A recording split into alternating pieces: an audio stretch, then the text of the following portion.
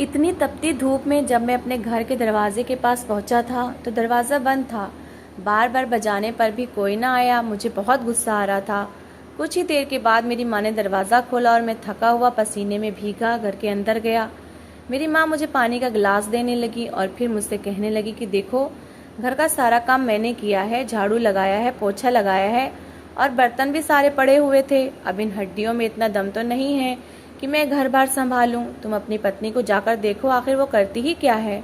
मैं जब अपने कमरे में गया तो मैंने देखा कि मेरी पत्नी सुकून से बेड पर सोई हुई है। मुझे बहुत गुस्सा आया और उसके बगल में मेरी बेटी भी सो रही थी। एक पल को मैं सोचने लगा कि देखो, मैं सारा दिन ऑफिस में मेहनत करता हूँ, अपना सर खपाता हूँ और बॉस की झिड़कियाँ सुनता रहता हूँ, और इसके बाद 2 स्टॉप बदलकर घर आता हूँ और रागनी को देखो कितने सुकून से सो रही है। मैं गुस्से में उसे पुकारने लगा तो वो जाग गई और साथ में सोई हुई मेरी बेटी भी, वो भी शायद अपनी माँ के पास से उठ जाने से जाग गई थी और रोना शुरू कर चुकी थी। रागनी जल्दी से उठी और दिशा का फीडर धोकर उसमें दूध डालकर उसे देने लगी तो दिशा चुप हो गई। वो थोड़ी देर के लिए दिशा के पास बैठी और मैं हाथ धोने के लिए बाहर चला गया। मेरी माँ बाहर ही खड़ी थी।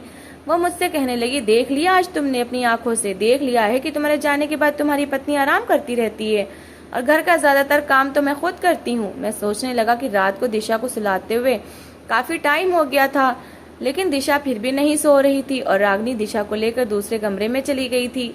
लेकिन इसके बावजूद काफी टाइम मुझे आवाज आती रही। दिशा बिलक बिलक कर रोती रही और कितने घंटे मैं सो नहीं पाया था। फिर ना जाने कब मेरी आंख लगी और कुछ घंटे सोने की वजह से मेरा सर दर्द से फट रहा था। पता नहीं रागनी कितनी देर नहीं सोई होगी। बहरहाल मैं कमरे की तरफ मुड़ा तो मेरी माँ फिर मेरे पीछे से आवाज देने लगी कि अपनी पत्नी को बोलो कि तुम्हें चाय पानी का पूछे, जब देखो पलंग तोड़ती रहती है, दिशा का बहाना बनाकर रखा हुआ है और खुद सो जाती है। मुझे बहुत गुस्सा आ गया। मैं जब कमरे में गया तो रागनी फिर सोई हुई थी। मैंने गुस्से से उसे पुकारा और उससे कहा, आखिर तुम घर में करती ही क्या हो। मेरी इस बात से वो मुझे हैरत से देखने लगी। वो रोने लगी और कहने लगी कि मेरे सर में बहुत तेज दर्द है। मैंने गुस्से से अपनी पत्नी को देखा और कमरे से बाहर चला गया। मैं अपनी माँ के कमरे में गया। आज तो मेरी बड़ी बहन भी आई हुई थी। मुझे देखकर शोर मचाने लगी। वो कहने लगी कि तुम्हें जरा भी अपनी माँ का ख्याल नहीं है, अपनी पत्नी का ही ख्याल रखना। तो जब भी आती हूँ तुम्हारी पत्नी को आराम करते हुए ही देखा है, घर में वो करती ही क्या है। मैं चुपचाप बैठ गया। थोड़ी देर बैठने के बाद मैं किचन में चला गया। जब मैं किचन में गया तो मेरी पत्नी वहां पर मौजूद थी। मेरी माँ को लीवर की प्रॉब्लम थी, इसलिए मेरी पत्नी उनके लिए परहेजी खाना बनाती थी, जबकि मुझे चटपटे खाने पसंद थे, इसलिए वो मेरे लिए अलग और माँ का परहेजी खाना अलग बनाती थी। कभी कभी वो बिजी हो जाती, माँ थोड़ा बहुत अपने लिए खाना बना लेती थी। रात को फिर दिशा के पेट में बहुत दर्द था। वो बहुत ज्यादा रोने लगी। मैं जब गहरी नींद सो रहा था तो उसके रोने की आवाज आई। मैंने गुस्से से अपनी पत्नी को देखा और उससे कहा, तुमने तो सारा दिन अपनी नींद पूरी कर ली है सोकर, मेरी नींद क्यों हराम कर रही हो। इसीलिए और दूसरे कमरे में जाओ। वो चुपचाप उठी और दूसरे कमरे में चली गई, जबकि मैं सुकून से सो गया। अगले दिन मैं ऑफिस चला गया। वहाँ सारा दिन मैं काफी टेंशन में रहा। एक तो नींद पूरी नहीं हुई थी, अपने लिए चाय का कप मंगवाया और चाय पीने लगा। बॉस ने भी आज बहुत ज्यादा काम दे रखा था। चाय के साथ एक पेन किलर भी ली। सुबह घर से निकलते हुए रागनी ने लंच भी दिया था। चाय पीने के 1 घंटे बाद मैंने लंच किया और फिर जो ऑफिस का काम बचा हुआ था वो करने लगा। 3 बजे ऑफिस से छुट्टी हो जाती थी, लेकिन मेरा काम अभी तक पूरा नहीं हुआ था, क्योंकि आज मेरी तबीयत बहुत खराब थी। मुझे बहुत चिड़चिड़ापन महसूस हो रहा था। एक तो दिशा ने भी तंग किया हुआ था और ऊपर से दीदी के 2 बच्चे भी आए हुए थे। बहरहाल 4 बजे तक मैंने अपना काम खत्म किया और मेरी उस वक्त बस भी जा चुकी थी। काफी टाइम में दूसरी बस का इंतजार करता रहा। इसके बाद मेरी बस आई और मैं उसमें बैठ गया। गर्मी भी बहुत थी। मैं घर आया तो रागनी कमरे में ही मौजूद थी और दिशा को सुलाया हुआ था। मैंने गुस्से से उसे देखा और कहा कि तुम अब जागी हो, लेकिन वो कहने लगी, नहीं, दिशा की तबीयत बहुत खराब थी, मैंने अभी दवाई देकर इसे सुलाया है, इसके पेट में बहुत दर्द था। वो उठी और मेरे लिए चाय पानी लेकर आई। मैंने उसे चाय बनाने के लिए कहा। वो चाय बनाने के लिए किचन में गई तो माँ मेरे कमरे में आ गई और बैठ गई। मैंने अपनी माँ से हालचाल पूछा तो वो कहने लगी, रमन बेटा, तुम्हारी पत्नी अब उठी है, कुछ भी नहीं करती। मुझे बहुत गुस्सा आया। मैं उठा और किचन में रागनी पर चिल्लाने लगा। मैंने उससे कहा कि तुम दफा हो जाओ, अपने माँ बाप के घर चली जाओ, यहाँ पर तुम करती ही क्या हो। जबकि वो मुझे हक्का बक्का सी देखने लगी और परेशान हो गई। कहने लगी, रमन क्या बात है, आप क्यों मुझ पर चिल्ला रहे हैं। जबकि मैं उसे घूरे जा रहा था और मैंने उससे यही कहा था कि अब आदमी किस लिए शादी करता है, कि पत्नी उसका घर संभाले, उसके बच्चों का ख्याल रखे। और क्या मेरी माँ इस हालत में घर के काम करते हुए अच्छी लगती हैं? तुम्हें ज़रा भी ख्याल नहीं है कि मेरी माँ की तबीयत भी ठीक नहीं रहती? जबकि रागनी मुझे परेशानी से देखे जा रही थी। कहने लगी, नहीं रमन, मैं सारा काम खुद करती हूँ। अब सारा काम करने के बाद मैं कमरे में जाकर आराम कर रही थी। पूरी रात दिशा ने भी मुझे सोने नहीं दिया, जबकि मैं इसी बात पर अड़ा हुआ था कि नहीं, मैंने खुद कल अपनी आंखों से देख लिया है कि तुम क्या कुछ करती हो। जब मैं आया तो तुम सो रही थी। रागनी चुप रही, कुछ न बोली, जबकि मुझे बहुत गुस्सा आ रहा था। मैंने गुस्से से उससे कहा कि दफा हो जाओ, अपने माँ बाप के घर जाओ और जितना मर्जी आराम करो। वो चुप हो गई और जाकर उसने अपने भाई को फ़ोन किया। कुछ ही देर में उसका भाई उसे लेने आ गया था। उसने अपना और दिशा का सामान पैक किया। जब मैंने देखा कि वो दिशा के कपड़े भी रख रही है और उसकी ज़रूरत का सामान भी, तो मुझे और गुस्सा आ गया। मैंने वो सामान उसके बैग से निकलवाया और उसे बहुत डांटा कि तुम्हें जाना है तो जाओ, लेकिन मैं दिशा को तुम्हारे साथ नहीं भेजूंगा। जबकि वो रोए जा रही थी और जिद कर रही थी कि नहीं, दिशा मेरे बगैर नहीं रह सकती, आप कैसे उसे संभालेंगे। मैंने उससे कहा कि तुम बस घर में एक ही तो काम करती हो, तुम्हें बस दिशा को ही तो संभालना होता है, जबकि बाकी के सारे काम तो माँ करती हैं, तो दिशा को भी वो रख लेंगी। फिर ऑफिस से वापस आकर मैं खुद दिशा को देख लिया करूंगा, तो तुम्हें उसके लिए परेशान होने की जरूरत नहीं है। उसका भाई बाहरी गाड़ी में बैठा हॉर्न दे रहा था। रागनी के मायके वाले अच्छे खाते पीते लोग थे, उनके हालात काफ़ी अच्छे थे। हालात तो हमारे भी ठीक ही थे। मैंने बस बाइक रखी हुई थी और ऑफिस दूर होने की वजह से मैं बस में ही जाता था, और एक तो गर्मी की वजह से मैं बाइक का इस्तेमाल भी कम करता था। थोड़ा रास्ता भी सुनसान था, इसलिए बस में कुछ सिक्योरिटी फील होती थी। बहरहाल बार बार हॉर्न बजाने पर रागनी अपना सामान उठाकर चली गई। जब वो दिशा को उठाने लगी तो मैंने उसे दिशा को छीन लिया और उसे बाहर की तरफ धक्का दिया। वो गिरते गिरते बची थी। वो रोते हुए जाकर अपने भाई की गाड़ी में बैठ गई। उसका भाई गाड़ी से बाहर निकला, शायद वो अपनी भांजी को मुझसे लेना चाहता था। मेरी तरफ आने ही वाला था कि रागनी ने उसे मना कर दिया और कहा, नहीं भाई, आप ना जाएं। और वो चुपचाप गाड़ी में बैठ गया और अपनी बहन को लेकर चला गया। जबकि मैं कमरे में आया, दिशा रो रही थी। मैंने आगे पीछे उसका फीडर देखा, वो मुझे कहीं नहीं मिला। जब मैं किचन में गया तो फीडर वैसे ही सिंक में पड़ा हुआ था। मैंने दिशा को नीचे फर्श पर बिठाया, कुर्सी या टेबल पर नहीं बिठाया क्योंकि वो नीचे ही ना गिर जाए। उसे फर्श पर बिठाकर मैंने फीडर धोया, फ्रिज से दूध निकाला और गर्म किया और दिशा को फीडर में डालकर दिया। फिर मैं उसे कमरे में ले आया। काफ़ी टाइम हो गया था। मैंने सोचा कि अब तो कुछ खाने का भी देखना है। माँ के कमरे में गया और माँ से पूछा कि क्या पकाना है। माँ कहने लगी, क्यों, तुम्हारी पत्नी ने कुछ नहीं पकाया? मैंने कहा, नहीं माँ, वो तो चली गई, मैंने उसे घर से निकाल दिया है।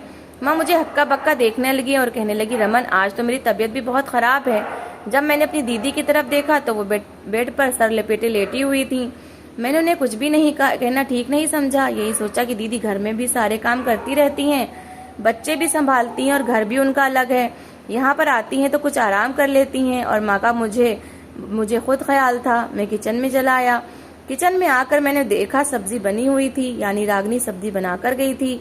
जब मैं ऑफिस से आया था तो वो सब्जी बना चुकी थी। फिर इसके बाद मैंने किचन में देखा कुछ बर्तन पड़े हुए थे।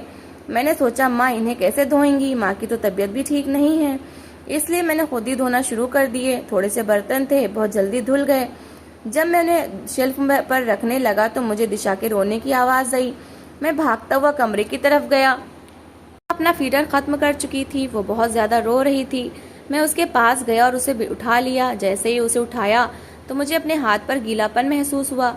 मैंने देखा तो दिशा ने पॉटी की हुई थी। अब ये काम तो माँ के करने के नहीं थे।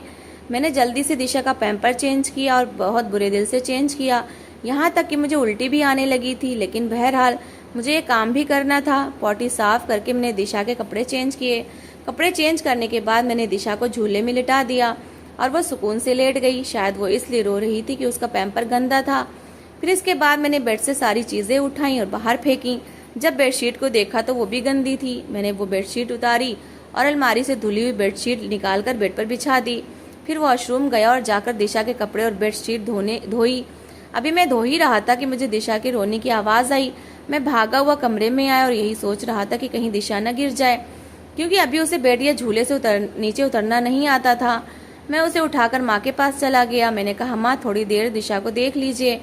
मैं उसे माँ के पास छोड़ आया और आकर बेडशीट धोकर छत पर फैलाकर वापस आया तो मैं किचन में चला गया। मैंने सोचा कि सब्जी तो रागनी बनाकर गई है, लेकिन मुझे रोटियां भी देखनी है। मैंने सोचा कि चलो कोई बात नहीं, मैं बेलन पर कुछ न कुछ कर ही लूँगा। दीदी की तबीयत भी ख़राब है और माँ से तो मैं ये नहीं कह सकता कि माँ कुछ बना कर दें। मैंने फ्रिज खोला और देखा फ्रिज में आटा तो था ही नहीं। अब आटा कैसे गूंदूं? आटे का तो मुझे पता ही नहीं है। मैंने सोचा कि क्यों ना खाना ऑर्डर कर दूं। मैंने माँ का परहेजी खाना देखा तो वो भी बना हुआ था, सिर्फ रोटियां मुझे ऑर्डर करनी थी। मैंने रोटियों का ऑर्डर दिया और फिर माँ के कमरे में चला गया क्योंकि मुझे दिशा के रोने की आवाज़ आ रही थी। मैं दिशा को उठाकर ले आया और उसे चुप करवाने लगा, लेकिन मुझे महसूस हुआ कि शायद इसे भूख लग रही है। मैं किचन में गया और उसके लिए सेरेलैक बनाया। पहले तो मुझे समझ नहीं आ रहा था कि सेरेलैक बनाना कैसे है। फिर इस डिब्बे के ऊपर लिखा हुआ था कि इसे किस तरह से बनाना है। मैंने सेरेलैक बनाया और दिशा को खिलाने लगा। उसने खाते खाते फिर कपड़े गंदे कर लिए थे। मैं उसे खिलाने के बाद उसके कपड़े चेंज करने लगा। तब तक रोटी भी आ चुकी थी। दिशा को बेड पर बिठाकर कुछ छोटे छोटे खिलौने रखे तो वो उनके साथ खेलने लगी। इतने में दरवाजे पर बेल बजी। शायद होटल वाले ने रोटियां भिजवा दी हैं। मैं रोटी लेने बाहर गया और रोटी लेकर किचन में आ गया। किचन में आया तो सब्जी ठंडी पड़ी हुई थी क्योंकि वो तो काफ़ी टाइम पहले रागनी ने बना ली थी। शायद इसलिए कि दिशा उस वक्त सो रही होगी तो उसने सब्जी बना दी होगी, क्योंकि बच्चों को संभालना कोई आसान काम नहीं है। पिछले इन 3 घंटों से मुझे इस बात का एहसास हो रहा था। मैं माँ के पास गया और माँ से कहा कि माँ आप उठकर सब्जी ही गर्म कर दें, जबकि माँ ने मुझे साफ जवाब दे दिया कि नहीं रमन बेटा, मुझ में तो चलने की भी हिम्मत नहीं है। मैं किचन में आया और अपनी और माँ की सब्जी गर्म की, उन्हें उनके कमरे में दे आया और अपना खाना लेकर अपने कमरे में आ गया। दिशा अभी तक अपने खिलौने के साथ खेल रही थी। मैंने जल्दी जल्दी मोटे मोटे निवाले तोड़कर खाना खाया और यही सोचा कि अगर दिशा ने रोना शुरू कर दिया तो सब्जी और रोटी ठंडी हो जाएगी। इसलिए मैंने जल्दी जल्दी खाना खाया और अभी खाना खा ही चुका था कि दिशा ने फिर रोना शुरू कर दिया। फिर मैंने दिशा को उठा लिया। उसे उठाए हुए मैं किचन में बर्तन रखने गया। चाय पीने का बहुत मूड हो रहा था। मुझे याद था इस टाइम खाने के बाद रागनी कभी कॉफ़ी कभी चाय बनाकर मुझे देती थी और मुस्कुराती हुई मेरे पास आती और कहती आप थक गए हैं तो मैं आपका सर दबा देती हूँ, टांगे दबा देती हूँ। और कभी वो मेरा सर दबाना शुरू कर देती, कभी टांगे, और मुझे सुकून मिल जाता था। मैं किचन में आया तो चाय तो नहीं बना सकता था क्योंकि दिशा को उठाया हुआ था। मैं फिर कमरे में वापस आ गया। दिशा को एक खिलौना पकड़ाकर मैं जल्दी जल्दी किचन में गया और उसका फीडर धोकर उसमें दूध डाला और फीडर को ओवन में रख दिया। दूध बस 1 मिनट में ही गर्म हो गया। मैं जल्दी से फीडर लेकर कमरे में आया। तब तक दिशा के रोने की आवाज़ फिर आ रही थी। मैंने दिशा को फीडर दिया और वो चुप हो गई। फिर मैं उसे अपने हाथों पे लेटाकर कमरे में चलने लगा। कुछ ही देर बाद वो सो गई। मैं खुद भी उसके पास लेट गया। न जाने कब मेरी भी आँख लग गई क्योंकि पिछले 2-3 दिनों से मेरी भी तबीयत ठीक नहीं थी और मैं बहुत थकान महसूस कर रहा था। आधी रात को मेरी आँख खुली तो मुझे एहसास हुआ कि मेरा बिस्तर गीला है। मैंने जल्दी से साइड टेबल पर पड़ा लैंप ऑन किया और देखा तो दिशा का पैम्पर लीक था। मैंने जल्दी से उसका पैम्पर चेंज किया, उसके कपड़े चेंज किए, अलमारी से एक और बेडशीट निकाली और वो भी चेंज की। नींद इतनी ज़्यादा आ रही थी कि वो कपड़े और बेडशीट मैंने ऐसे ही वॉशरूम में रख दिए और ख़ुद भी सो गया और दिशा को भी सुला दिया।